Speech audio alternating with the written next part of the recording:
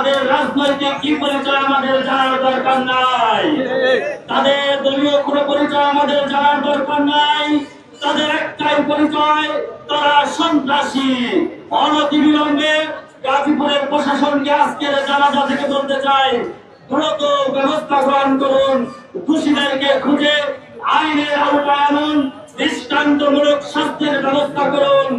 অন্যথায় গাজীপুরের জনগণ, সাংবাদিক সমাজ, নাগরিক সমাজ, সুশীল সমাজের নেতৃবৃন্দ জনগণকে নিয়ে আজকের এই জানাজা থেকে দৃঢ়প্রত্যয় ব্যক্ত করছি, যদি দোষীদের সর্বোচ্চ শাস্তির ব্যবস্থা করা না হয় দুর্বার আন্দোলন গড়ে তোলা হবে ইনশাআল্লাহ। একমাত্র স্মার্ট সিটি বসুন্ধরা, আধুনিকতায় এক ধাপ এগিয়ে। জানাজায় অংশগ্রহণ করছে আমাদের এই সহকর্মী আসাদুজ্জামান খলিল, একজন প্রতিযোগিতা মেধাবী এবং সাহসী সাংবাদিক ছিলেন। আমরা অত্যন্ত হৃদয় ভারাক্রান্ত মন নিয়ে আজকে বলতে চাই, একটি দেশের একজন মেধাবী সাহসী সাংবাদিক কিভাবে বিমানে প্রকাশ্যে তাকে হত্যা করা হয়।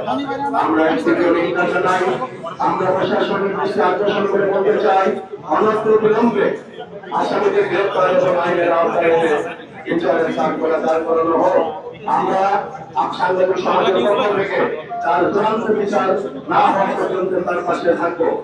দীর্ঘদিন যাবৎ আসাদুজ্জামান খলিল এই রাস্তায় সাংবাদিকতা করে এবং সমালোচিত করেন, যদি তার চলার পথে কারোর সাথে গুলি করে থাকে, আমরা তার পক্ষ থেকে ক্ষমা পাচ্ছি, আপনারা নিজ মূল্যে ক্ষমা করে দিবেন।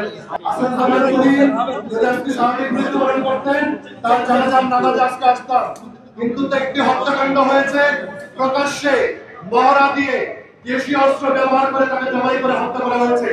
তারপরে গাজীপুর মেট্রোপলিটন পুলিশ কিভাবে দায় না নিয়ে থাকতে পারেন সেটি আমরা রাজনৈতিক নেতৃবৃন্দ, সামাজিক সংগঠনের নেতৃবৃন্দ দেখব।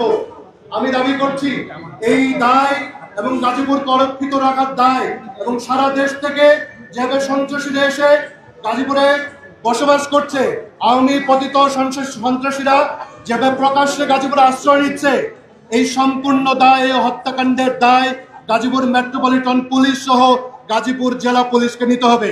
For more updates, follow us on Facebook, subscribe our YouTube channel, get the latest update on www.daily-sun.com.